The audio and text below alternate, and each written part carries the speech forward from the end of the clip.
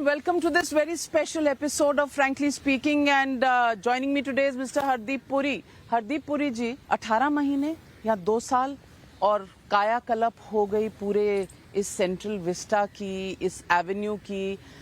India gate वही है लेकिन मुझे लगता है कहीं ना कहीं नैरेटिव बदल गया। नैरेटिव सिर्फ बदला नहीं है, कॉलोनियल पोस्ट कॉलोनियल सोसाइटीज में कभी कभी समय लगता है for the post colonial society to start asserting and reclaiming its own legacy. ये मेरा पर्सनल व्यू है कि 1947 के बाद कभी कभी हम में से कई लोग भूल जाते थे कि हम एक प्राचीन और ऐतिहासिक सिविलाइजेशन है। आप दुनिया की सबसे बड़ी डेमोक्रेसी ही नहीं है, but you're also the oldest democracy. We had republics in India 5th, 6th century BC. These are facts of history. और हमारी अगर post independence personality है, if it is going to be determined on the basis of 1% of our existence, मान लीजिए हमारी colonial legacy 190 साल ज़्यादा से ज़्यादा, पर हमारी civilization, this is one of the oldest civilization. So I think something which was overdue since 1947 has finally happened. और it is not something कि आप गाड़ी चल रही थी और एक दिन किसी ने गियर बदल दिया। ये माननीय प्रधानमंत्री जी, देखिए मैं तो आपको पर्सनल जो मेरी एसोसिएशन है ना, I feel greatly privilege that I have been associated with the process. जब मैं 5 वर्ष पहले एग्जैक्टली ऑलमोस्ट मंत्रिमंडल में उन्होंने मुझे अपनी टीम में शामिल किया, तो कुछ ही दिन बाद जो बड़ी स्ट्रक्चर्ड थिंकिंग हो चुकी थी कि इस कर्तव्य पथ को अगले 250 साल, पहला स्टेप तो आपका 100 years आफ्टर इंडिपेंडेंस 2047, पर ये वहां पे नहीं रुकने वाली बात, ये आगे की सोच की है। सो 1930 में मैं एक्चुअली लटियंस दिल्ली का जो ये गवर्नेंस आर्टरी है, इस पे काम तो 1930 से पहले शुरू हो गया था, पर उस समय किसी को ये थिंकिंग ही नहीं थी that this was being prepared for an independent country. I mean, the parliament, its size, the governing architecture, the other offices. So, आपका कहना सही है। कल जो माननीय प्रधानमंत्री जी ने देश को, he has presented this to the country. I mean, the Bose statue is something very symbolic. This gentleman, I mean, he was a leader of the Indian National Army. And I'm a student of history. I mean, I respect all views in history. But if it had not been for Subhash Chandra Bose ji or some other leader like him, you never know, the thinking of the colonial mind may have decided that even 1947 was too early. There is a national movement which grew, lawyers and peasants and everybody participated. But catalyst or जो cutting edge force providing and Netaji. And then आप इसको आजादी के 75 साल तक किसी ने ये नहीं सोचा कि you're naming it Rajpath also, Kingsway, and you have George V. No, we are proud of our historical association, हमारी जो legacy है, but surely it's time to reclaim what was yours.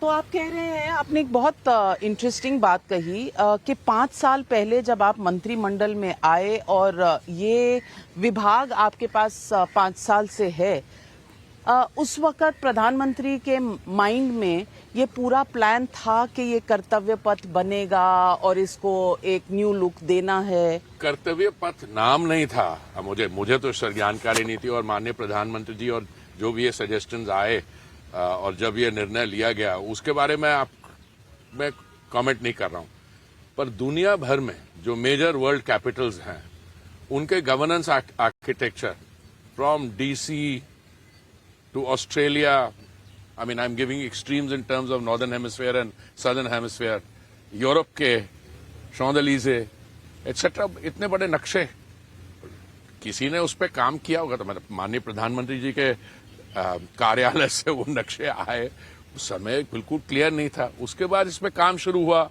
आपने द रेस्ट इज हिस्ट्री। अब ये 18 महीने में ऐसा project execute करना, it's a tribute to the personal hands on guidance of the Honorable Prime Minister and the fact that parts of the government, or all parts of the government, have worked as one in executing it. लेकिन मैं सवाल ये पूछना चाहती हूँ कि ये जो बना एक इम्प्रेशन है, कम से कम राजनीतिक इम्प्रेशन ये दिया गया है विपक्ष द्वारा कि जल्दी जल्दी में हुआ, ये एक वैनिटी प्रोजेक्ट है। प्रधानमंत्री के घर से बात शुरू हुई कि लोक कल्याण मार्ग बना, फिर इस स्ट्रक्चर में सबसे ज्यादा चर्चा इस बात की हुई कि प्रधानमंत्री का एक नया घर बनेगा और यहाँ कोविड चल रहा है, हवेली बनाई जा रही है, वैनिटी प्रोजेक्ट है। देखिए, आप बता सकते हैं कि आम इंसान को इसमें से क्या मिलेगा? गवर्नेंस का स्ट्रक्चर जरूर बदलेगा, आम इंसान को क्या मिलेगा? देखिए, राजनीतिक दल किसी भी प्रोजेक्ट पे कमेंट करना, उनके लिए विरोध करना, वो भी I think it's an understood duty. वो भी कर्तव्य है? नहीं, कर्तव्य नहीं है, पर वो समझते हैं कि दैट्स पार्ट ऑफ डेमोक्रेसी। पर मुझे एक चीज पे सरप्राइज नहीं, मुझे वेरा इंट्रोस्पेक्ट, जब कोई राजनीतिक व्यक्ति, and I am choosing my words very carefully, वो किसी चीज पे पोजीशन लेते हैं, तो आजकल की दुनिया में सिर्फ आपका चैनल नहीं, आपका तो बड़ा वाइड स्प्रेड इम्पैक्ट होता है, शाम को सब लोग देखते हैं। बट वैसे भी आप किसी चीज को सोशल मीडिया में डाल दें, it can come to haunt you for a long time. मैं ऐसी चीजों को, आई वॉन्ट टू पुट दम इन द पास्ट, बट क्या क्या नहीं कहा था उन्होंने। अभी बोले कि उन्होंने कहा कि ये जो एरिया है, इसमें जो ग्रीनरी है वो 30% कम कर दी जाएगी, और जामुन पेड़ जो हैं, हाँ, वो अप्रूव कर दिए जाएंगे। मैं आपको with a sense of responsibility, मैंने आपसे पहले भी कहा है कि during the execution of the project मेरे कोलीग्स और मैं आते रहे, मैं आपके डिस्टिंग्विश्ड कोलीग्स को भी लाया हूं। जामुन पेड़ों के नीचे एक भी जामुन ट्री अप्रूव नहीं हुआ है।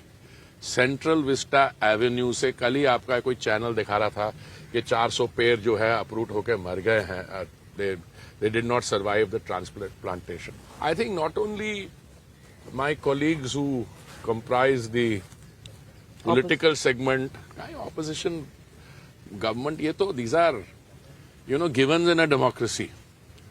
आज कोई opposition में है, they aspire to come to government, but even channels, the honest God's truth is, इस सेंट्रल विस्टा एवेन्यू जिसको कहा जाता था, कर्तव्य पथ में एक पेड़ भी नहीं अप्रूव हुआ।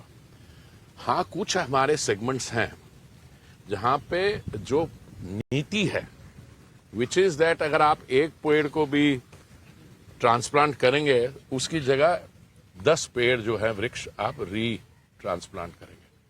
तो अगर मान लीजिए सारे एक्सरसाइज में 100 रिलोकेशन हुई है, उसमें से let's say 10% don't survive the relocation because you are uprooting from concrete, you're carrying very scientific, पर उससे 10 गुना ज्यादा लग गए हैं। So I think मैंने तो यही पढ़ा था as a student of history कि जब हम फैक्ट्स की बात करते हैं तो fact has to be placed in perspective also. अच्छा, मेरा दिल करता है कभी कभी जब ऐसी बातें हो तो one should react, but I think our approach is the correct one. If something atrocious is being said, you try and point them in the direction of the facts, और उसके बाद let the fact speak for themselves. आपको शायद याद नहीं होगा, और मैं इस इंसिडेंट को भूलना चाहता हूं, पर मैं एक प्रेस कॉन्फ्रेंस को एड्रेस करने वाला था, तो उसी दिन सुबह मुझे किसी ने एक स्टेटमेंट भेजी जिसमें मेरे ही अपने सीनियर कॉलीग्स जो बड़े बड़े रिस्पॉन्सिबल पोजीशंस होल्ड कर चुके थे, कैबिनेट सेक्रेटरी, कई मेरे मंत्रालय, विदेश मंत्रालय में भी थे, 100 से ऊपर ब्यूरोक्रेट्स ने चिट्ठी 106 ब्यूरोक्रेट्स ने एक चिट्ठी साइन की थी और उसमें यही कहा कि, और बड़ी अनप्रोफेशनली वर्डेड चिट्ठी थी और it is an open letter, और उसमें ये कहा कि यहाँ पे जब मम्मी डैडी और बच्चे आते हैं शाम को, आइसक्रीम सारी area was going to be reduced in size, और पार्लियामेंट इसलिए नहीं नया बन रहा है कि किसी ने कहा कि ये दिस इज नॉट ऑस्पिशियस, ऐसी ऐसी बातें थी। तो मैंने, मेरे साथ में जो अधिकारी गण के कॉलीग्स थे to my left and right, मैंने उनको पूछा, मैंने कहा ये what has happened to the civil servant, they were tongue in cheek, they said, they reminded me that I used to be a civil servant before long. फिर किसी ने कहा कि आपके मंत्रालय के लोग, मैंने कहा I am not distinguishing between domestic civil service and the foreign service, but today these are the facts. आपने ब्यूरोक्रेसी, जो रिटायर्ड ब्यूरोक्रेट्स हैं उनकी चिट्ठियों की बात की और बहुत से सवाल उठे, सवाल कोर्ट्स में भी उठे इन मुद्दों पर, इसकी चर्चा करेंगे। पर यहाँ से निकल के एक और जगह बनी है जहाँ गैलरी है, ओल्ड और न्यू की एक अंडरपास बनाया है, तो दर्शकों को वो भी दिखाते हैं।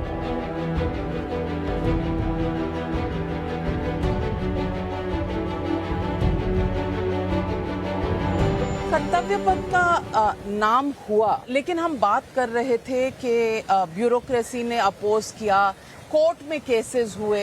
एक जस्टिस संजीव खन्ना ने डिसेंटिंग नोट भी दिया कि इस प्रोजेक्ट के बनाने में कंसल्टेशन प्रोसेस, जो हिस्टोरिकल चीजों को बदलने में होनी चाहिए थी, वो कंसल्टेशन प्रोसेस, वो ट्रांसपेरेंसी नहीं रही।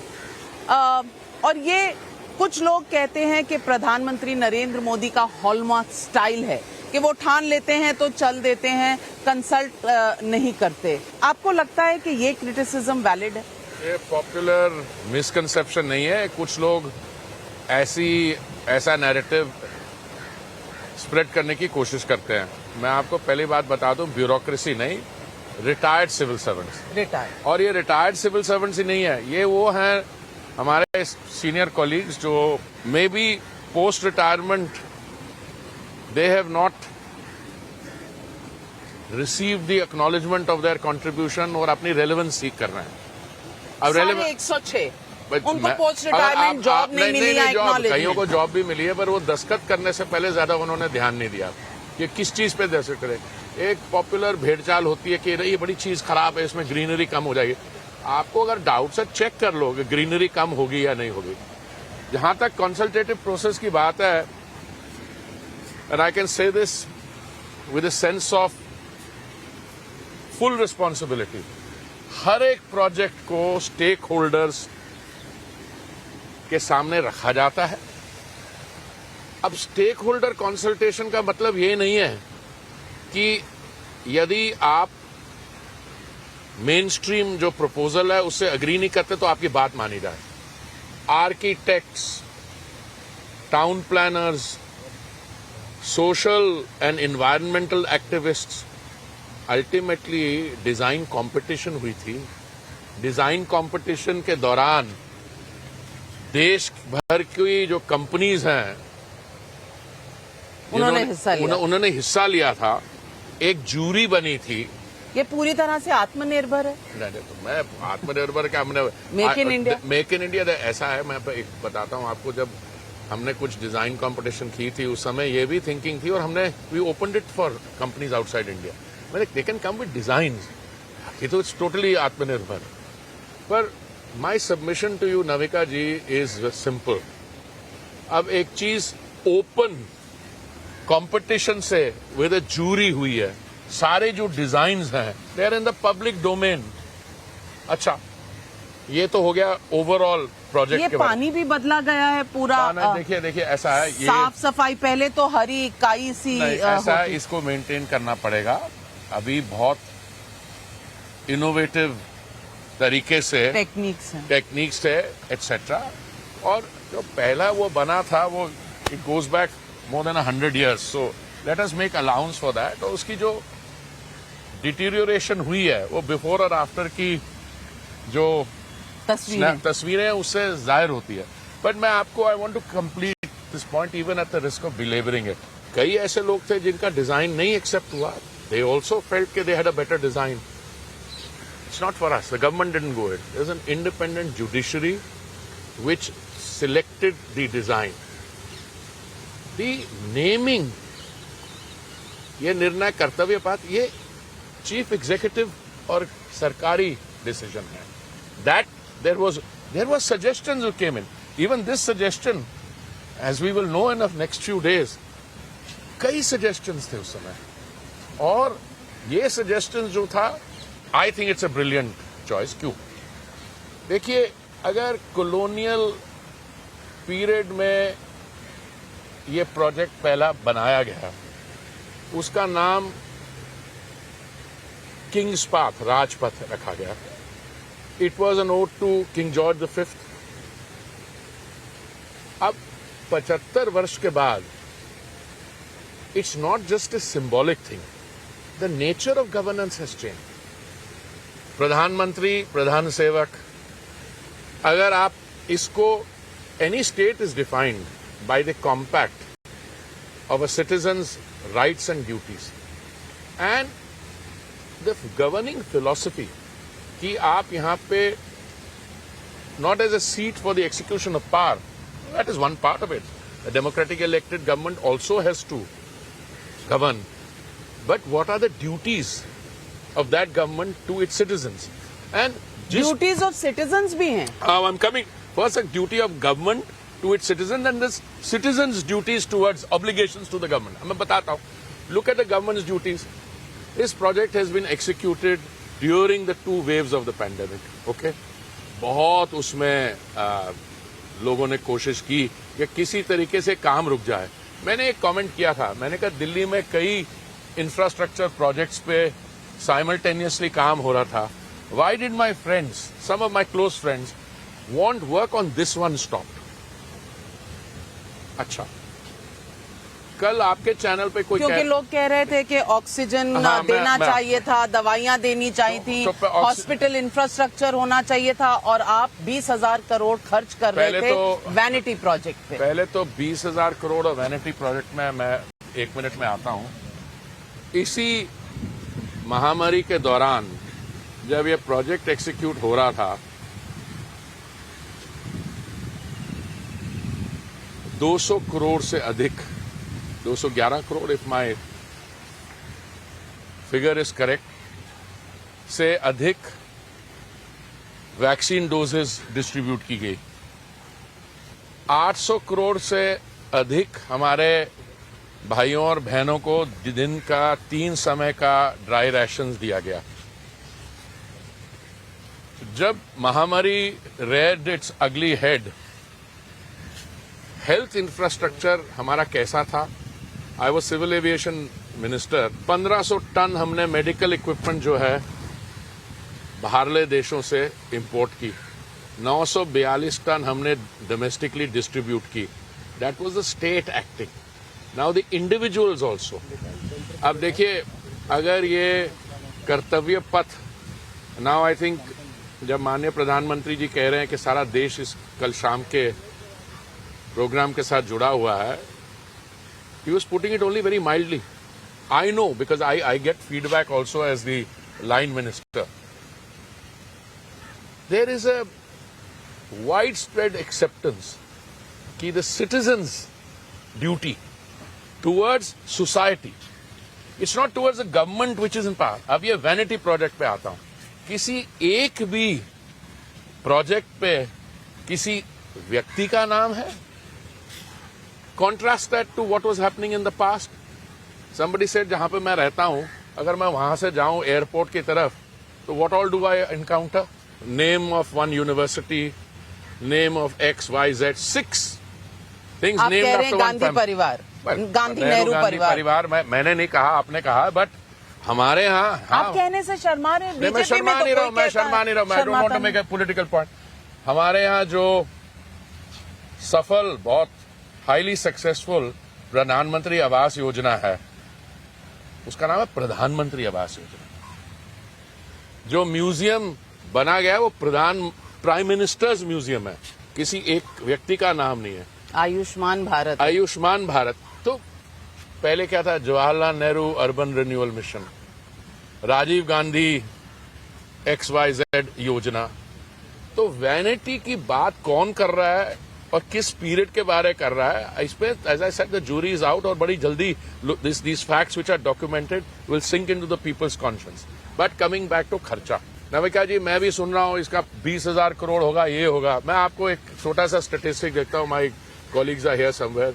बजटेड एस्टिमेट इस कर्तव्य पथ के प्रोजेक्ट की, this is the one segment, 608 crore थी। I think we done it in 400 crore और समथिंग। कम में I am coming to that, कम में। अब ये पाथवेज, ये सब जो बना है वो सुभाष चंद्र बोस। एस्टिमेटेड कॉस्ट और टेंडर्ड कॉस्ट में फर्क होता है if you are doing the project properly. Parliament की बात की, उसमें इतने हजार करोड़ लग जाएंगे। जहां तक मुझे याद है पार्लियामेंट की एस्टिमेटेड और टेंडर्ड कॉस्ट सब 1200-1300 करोड़ है। तो ये 15,000 और 20,000 करोड़ किस पे लगेगा? मैं देखिए, अगर मैं कह रहा हूं बजटेड कॉस्ट इसकी 608 करोड़ है और हमने कम में किया है, अरे आने वाले 2 साल में 3 साल में let's say we need to make an innovative addition, you have the scope for that. But this is a national level project. जब ये did you want the economic activity और livelihoods to come to a stop during the pandemic? Not at all.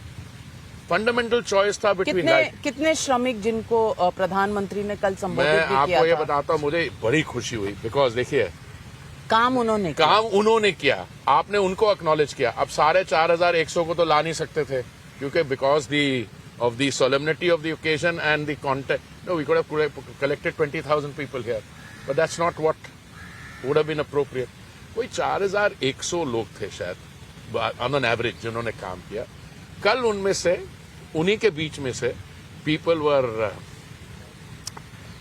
Invited to interact with माननीय प्रधानमंत्री जी, और उन्होंने अपने उस संबोधित करते हुए ये भी कहा कि they will be his guests, personal guest on the occasion of 26 जनवरी। तो आपने श्रमिकों की बात की और प्रधानमंत्री ने बड़ा जेस्चर भी दिखाया, उन्हें 26 जनवरी पर इनवाइट किया एज हिज पर्सनल गेस्ट। अब नीचे एक अंडरपास है जिस पर बहुत एनवायरमेंटल कंसर्न्स हैं कि ये अंडरपास है, ये मेट्रो से जुड़ता है, जमीन धंस जाएगी, एनवायरमेंट पूरा सत्यानाश हो जाएगा। इन सवालों पर बात करेंगे अंडरपास। हरदीप जी, एक सवाल जो दर्शकों ने भी बहुत बार पूछा है कि इसमें प्रधानमंत्री जी की अपनी कितनी इन्वॉल्वमेंट थी, कितनी मीटिंग्स हुई होंगी, क्या मिनट टू मिनट तो कोई प्रधानमंत्री नहीं देखते, पर बहुत फ्रीक्वेंटली उन्होंने जायजा लिया। बिल्कुल, देखिए ऐसा है कि hands on prime minister of the world's largest and oldest democracy will necessarily, given the significance of what is being done in a historical context, इसको बहुत क्लोजली मॉनिटर करेंगे। पर उस करने के बाद ये नहीं है कि वो पर्सनली उसमें ग्रैन्युलर डिटेल में, देखिए आपने एक डिजाइन कंपटीशन की, एक जूरी थी, जूरी ने एक डिजाइन अवार्ड तय कर लिया, उसके बाद एक्सिक्यूटिंग एजेंसीज है, सुपरविजन की agency CPWD, housing and urban affairs मंत्रालय, और फिर आप टेंडर करते हैं इसको। और टेंडर में जो कंट्री की मेजर कंस्ट्रक्शन कंपनीज हैं या जिस किस्म का भी प्रोजेक्ट है, उसमें they've come forward. Now it is somebody's responsibility to ensure कि टाइमली एक्सिक्यूशन और इम्प्लीमेंटेशन हो। मैं आपसे टाइमिंग पर प्रधानमंत्री बहुत फोकस थे, not only in this project, हर चीज पे फोकस होता है। ये पहली बार बीच में एक बार वाकया हुआ था कि वो US या किसी फॉरेन विजिट से वापस आए थे और सीधा पहुंच गए थे पूरी प्रोजेक्ट का जायजा। 14 या 15 घंटे की जर्नी के बाद माननीय प्रधानमंत्री जी कई दिन बाहर थे, जिसमें उनकी बड़ी मेजर बायलैटरल मीटिंग्स थी, क्वाड की भी शायद मीटिंग्स थी। उसके बाद आप पहुंचे यहाँ, तो now I can tell you how the facts unveil. जो हमारा जो सुपरवाइजिंग इंजीनियर है, उन्होंने हमसे, मेरे मंत्रालय के मेरे कॉलीग से कहा कि उनको फोन आया कि उस दिन शाम शायद कोई SPG स्पेशल प्रोटेक्शन ग्रुप के सीनियर अधिकारी आके कुछ सिक्योरिटी चीजें देखना चाहते हैं। तो छुट्टी का दिन था और जो सुपरवाइजिंग इंजीनियर था, नॉर्मली आई वाज टोल्ड कि उनका पूजा होती है शाम को, तो इसलिए वो नहीं, फिर पर उनको लगा नहीं उनका पर्सनल होना जरूरी है। तो उस दिन रात को, मुझे एग्जैक्ट समय नहीं याद, कोई 8-8:30 बजे एक गाड़ी आई, सिंगल कार, नो प्रोटेक्शन और एनी अकम्पनिंग सिक्योरिटी व्हीकल, और माननीय प्रधानमंत्री जी उतरे। और आपको पता था? नहीं, हमें नहीं पता था, हमें नहीं पता था। मुझे ये पता था क्योंकि उन्होंने बताया था कोई एसपीजी होने वाली है, और उतरे और उन्होंने पार्लियामेंट बिल्डिंग अंडर कंस्ट्रक्शन पे कोई 1.25 घंटा बड़े माइन्यूट तरीके से he went through it. Of course after PM news spread, और मेरे जो उस समय सचिव थे मंत्रालय में, उन्होंने बोला, हमने भी ट्वीट किया कि prime minister has come to see it. पर लोग कह रहे थे अंदर की पिक्चर्स आई थी, प्री डिसाइडेड था, फोटो हमें भी पता नहीं था, पिक्चर है ही नहीं उसकी जो अंदर की, मतलब इफ ही केम एंड देवर, आपका जैसे क्रू है 1-2 लोग अगर आगे हों। पर मैं बताता हूँ, अगले दिन सुबह when I was out on my morning walk, Lakshmi और मैं चल रहे थे, तो हमारा जो पीएसओ है वो आया भागा भागा कि साफ बात करना चाहते हैं, लेट्स कोड फॉर। तो लक्ष्मी हंस के कहने लगता है, जरूर कल रात को इंस्पेक्शन के दौरान दे मे हैव बीन सो कमी, तो यू हियर इट।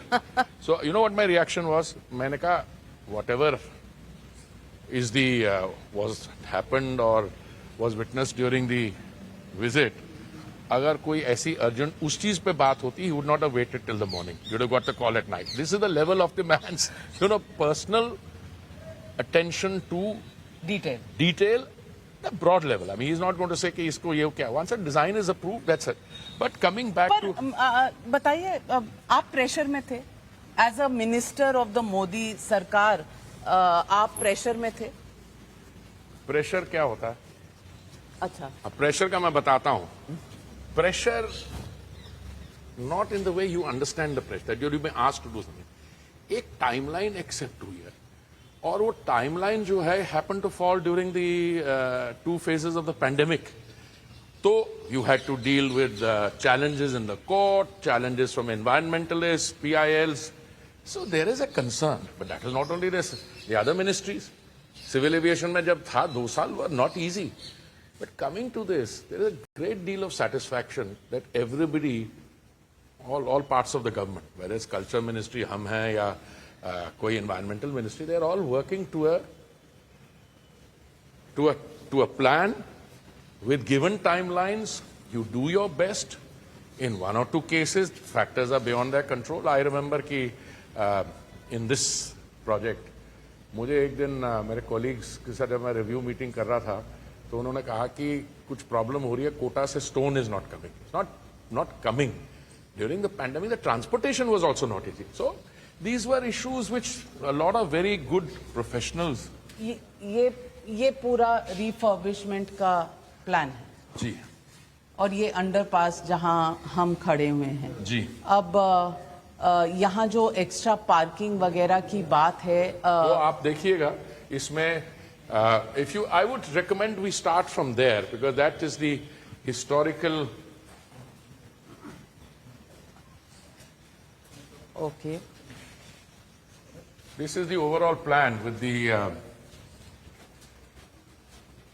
कर्तव्य पाथ, जो राजपथ हुआ कहा जाता था, chambers for members of parliament, national archives, common central secretariat, ये पूरा दिस इज द प्लान। अब इसमें देखिए देयर इज अ शॉर्ट, यानी कि ये जो कॉमन सेंट्रल सेक्रेटेरिएट है, सारे मंत्रालय इसी में आ जाएंगे, सभी इसमें तो हमारा शास्त्री भवन, कृषि भवन, संचार भवन, उद्योग भवन, long overdue. This is a short history. 12 दिसंबर 1911 से लेके when Delhi was announced as the new capital of India to 15th August 1947 when these imperial buildings were adopted. अब ये April 1947, this is 26 January 1951, the parade. And you look at the spaces. I mean, it's very clear that there was just an empty space, and वो जो beautiful pathways आप देख रहे हैं, many of them were mud stretches. अब इसको देखिए. This is the aerial view of the as proposed in the master plan. Okay. तो ये पूरा कब तक बन जाएगा? देखिए, every building has a timeline to it. अभी the Parliament one, executive enclaves. Total अगर स्टार्टिंग डेट से लेके देखें तो सीक्वेंशियली कर रहे हैं, बिकॉज अल्टीमेटली कुछ एग्जीक्यूटिव इंक्लेव बनेंगे तो when they are ready old buildings will be demolished, अभी गवर्नमेंट बिल्डिंग्स हैं and they will move in there because in demolished any of the bhavan? नहीं, वो हिस्टोरिकल लेगेसी, वो there is not be charge. I mean Shastri Bhavan को क्या आप, नहीं, it's not a historical, it's not, as long as you agree it's a disaster waiting to happen. No, it's a disaster. I started my life there as an undersecretary, and I have had famous people in the world write about the dilapidated state it was in. 1978 की बात कर रहा हूँ. Now, then I became secretary to government. I was in South Block. I have now become a minister. I'm in Shastri Bhavan, one of the ministries. It should have been not constructed in this way, and secondly, it should have been rectified long back. You use the word disaster waiting to happen. You don't know when. Even all I these know buildings. because हम भी बड़े हुए हैं जी, उन गलियों में, उन corridors में, जहाँ तारें भी कई बार लटकती हुई नजर आती हैं. Exactly. मैं आपको बिफोर और आफ्टर की ये कुछ पिक्चर्स हैं, इसको आप देखिए. एंड आई थिंक राजपथ और कर्तव्य पथ, और इसमें apart from the wires hanging outside जो आप सब जगह, which was the defining characteristic. Look at these ये new. वाईफाई है? जी, these are all light poles with all smart features. It's all the technology. And energy saving. Energy saving. आप देखिए ये security cameras, flag, CCTV, speakers, all technology in the pole.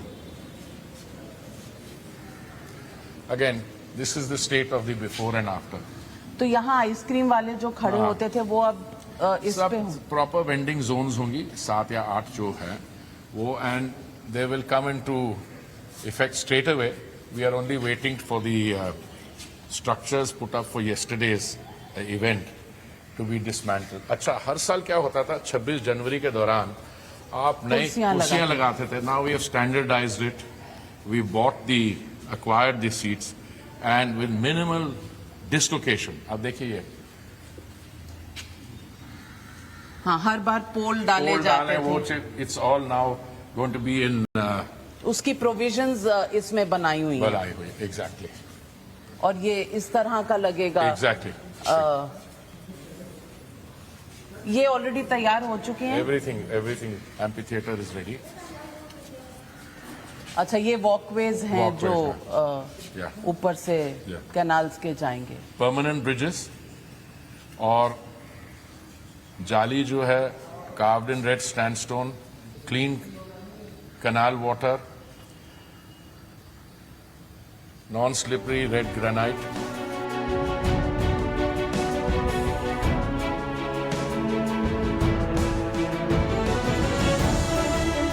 तो ये थी नए और पुराने की पहचान. हर चीज में कुछ ना कुछ नयापन, कुछ रिपेयर और कुछ फेसलिफ्ट की जरूरत होती है. हम अपने घर में हर दिवाली पुताई कराते हैं, सफाई कराते हैं, तो फिर सेंट्रल विस्टा पर इतना बवाल क्यों?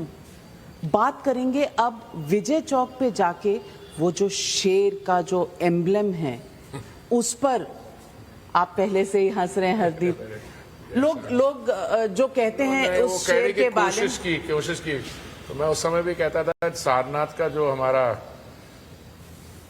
सिंबल है वो 1 मीटर प्लस पे हाइट पे है.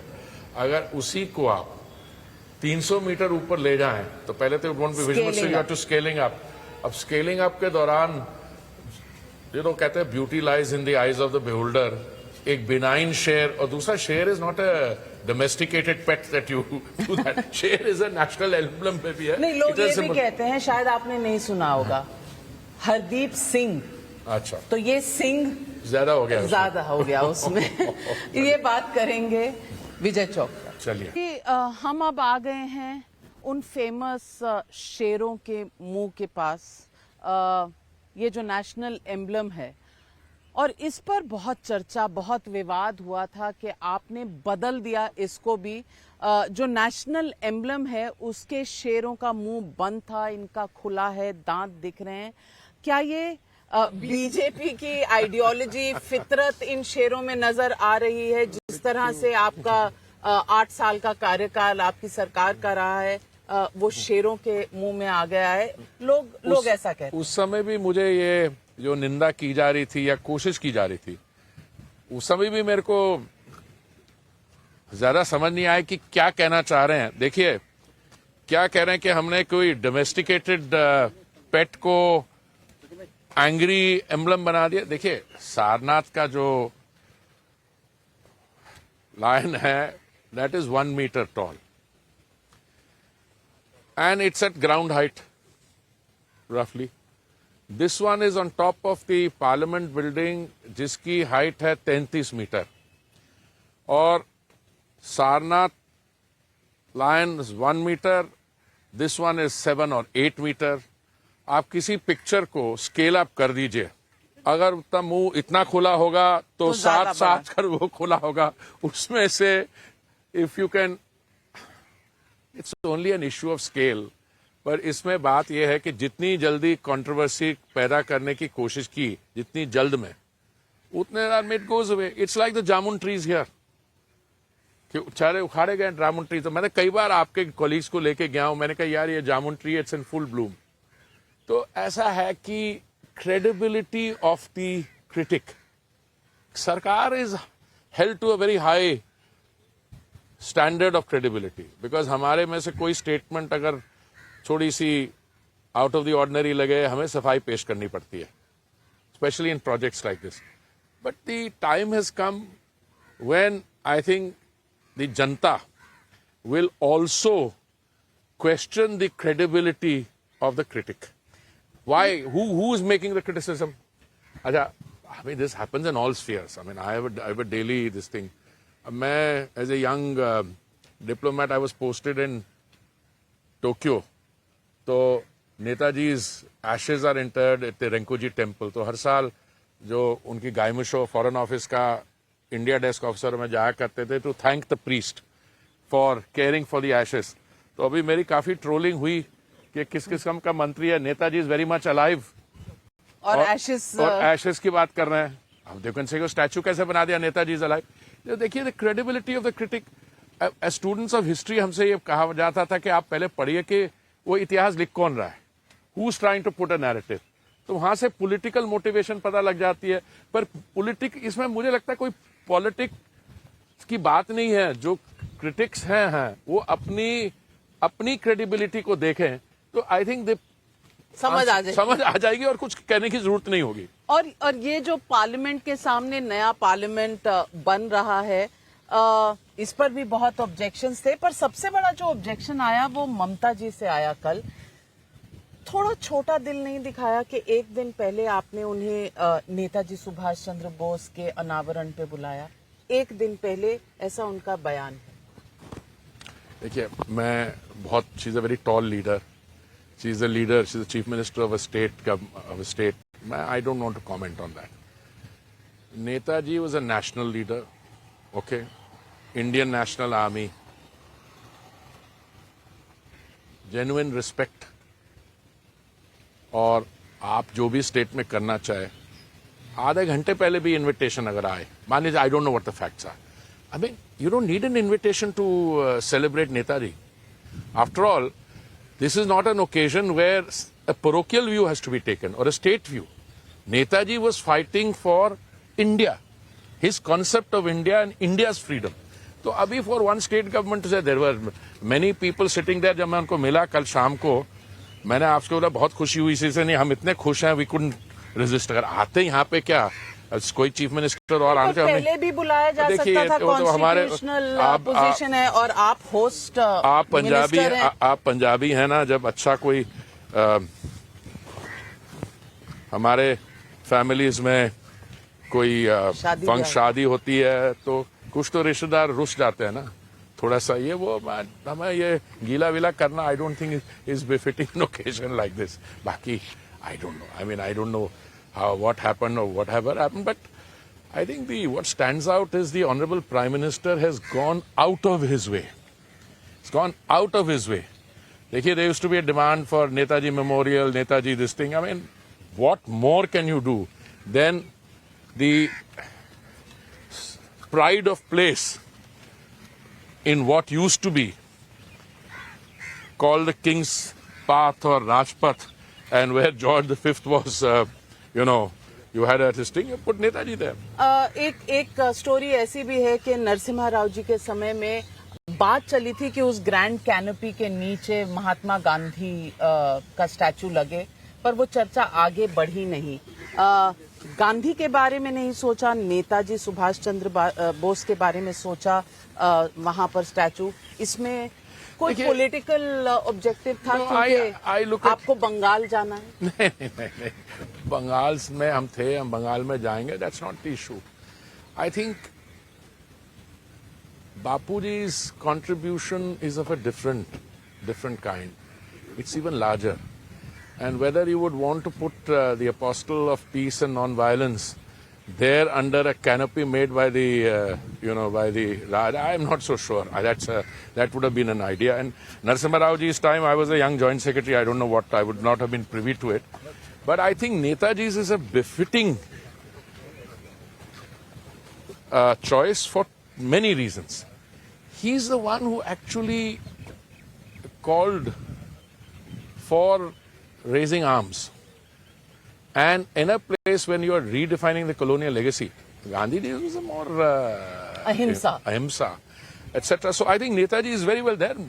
As far as Mahatma Gandhi is concerned, I think his message defines everything. I mean, if you look at the policies of the government, if you look at Swachhta Mission, it is on 2nd October that in 2014, PM said that Swachh Bharat. When we celebrate the Mahatma's 150th birth anniversary, let's pay him the biggest tribute of making India open defecation free. So Mahatma Gandhi's is a, overall, this is a national army military challenge with those limited resources that Netaji, and he brings out that the spirit of sacrifice.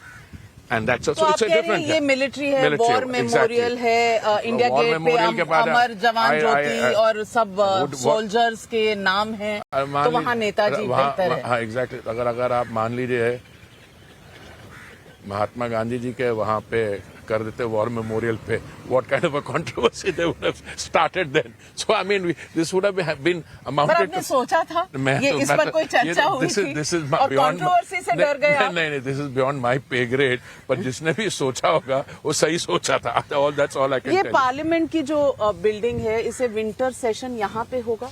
तैयारी अभी तो construction चल रही है. देखिए deadline बहुत modern construction technology, बाहर की जो क्लैडिंग है फिजिकल, ये तो काम जल्दी खत्म हो जाएगा. अंदर की जो फिटिंग्स हुई है, they are all ready. It's a question of bringing them and putting them there. In all these projects, Navika ji, with the best will in the world, with the highest level in the government of commitment, dedication, it's ultimately still a best endeavor. But the little that I know of my system, and as a small cog in a big wheel there, yes, the intention is to have the winter session of Parliament in this new building. And will it be completed 100% or 98%? We will know very soon. But that's ये north block, south block, ये अब seat of power नहीं होंगे, यहाँ से भी सब निकल जाएगा. और आप कह रहे हैं ये कर्तव्य पथ पर जो बिल्डिंग्स हैं, जो हेरिटेज बिल्डिंग्स नहीं हैं, इनकी जगह सेंट्रल मिनिस्ट्रीज आ जाएंगी. तो फाइनेंस मिनिस्ट्री, होम मिनिस्ट्री और प्राइम मिनिस्टर्स ऑफिस, ये सब यहाँ से चले जाएंगे. They will be all in executive. We call the executive. There will be a defense enclave, executive enclave, separate residence for the vice president, etc. This is all work in progress. और मैं आपको assure करता हूं, जैसे आपने in different stages of the execution of this project. You've had a ringside view. उसके लिए भी we will organize it. मैं पूछना ये चाह रही हूँ कि जो प्रधानमंत्री की बड़ी सी एक घर की आलोचना हुई थी, वो घर कब तक तैयार होगा? वो पहली बात जिसको आप वैनिटी प्रोजेक्ट कहते हैं, मैं नहीं कहती थी, नहीं आप लोग कहते हैं, जिसको लोग कहते हैं कॉस्ट। एक तो मैंने वो बोला है कि क्या फाइनल टेंडर कॉस्ट होगी, वो तो जब टेंडरिंग हो गई पता लगेगा। अब मैंने बताया इसका 608 करोड़ बजट एस्टिमेट था, आई थिंक 400+ करोड़ में this will is been done. We have need to add things later. Parliament is another 1200-1300 crores. If there is a little overrun due to something, steel prices or cement prices is a separate thing. So first of all, the cost is much lower than that. Secondly, this would be the institutional residence of whoever is the Prime Minister for the next 200 years. पर वो किस stage of completion पे है? It is first to be finalized. I'm not. तो अभी paper पे है? नहीं, पेपर पे कहाँ पे है उसमें I don't have the precise details with me just now because I've been away for 3 or 4 days, but I will soon be able to tell you where we are on that also. Because each thing has to be, the design has to be finalized, then you have to go in for tendering, etc., etc. And all these projects are at different stages of what you call paperwork is a little more than that. More than that? That's because you have to, finally, bids have to be invited, you have to pre-select people, then they have to technically see whether they're qualified to carry out. Very often, with the best will in the world, you'll find that you have made a small mistake somewhere and that you need to rectify it. So that is also a process which is constant and ongoing. Hardeep Puri जी, आखिरी सवाल ये पूछना चाहूंगी कि आज आपके आलोचकों के लिए और विपक्ष के लिए आपका कोई खास संदेश कुछ कहना चाहते हैं? Democracy में the party which is elected to provide governance, those who are elected to provide opposition, they all have a joint duty. Let's celebrate that one segment of this. Contrary, ये हो सकता है? होगा. तो उसके कई नामुमकिन सा लगता है क्योंकि 2024 की रेस शुरू हो गई है। एक तरफ भारत जोड़ो चल रहा है, एक तरफ केसीआर जी हैं, नीतीश कुमार जी आपके दोस्त हुआ करते थे, अब हमारे अभी भी हैं, पर कुछ पार्टियों को अपने आप को जोड़ना है। Parties have to also look for internal cohesion. आप सीपीडब्ल्यूडी चला रहे हैं तो कोई कोहेजन आप पूछते हैं उनसे, कोई टेप ऐसा मिले एनकरेजमेंट कि the party also becomes, because there are fault lines within parties. Baki, if you're a serious student of Indian politics, I would not worry about 2024. 2029 के लिए थोड़ा time है. I mean, like if they can get their act together. But 2024 and the embodiment of the spirit of New India, I think that more voices which are constructive. I don't necessarily agree with the government. By all means, criticize the government. If we are doing something which you think could have been done better, we are always ready to. Are you? 100%. In fact, I've been one person who's been saying is that actually a credible opposition is necessary for the government also.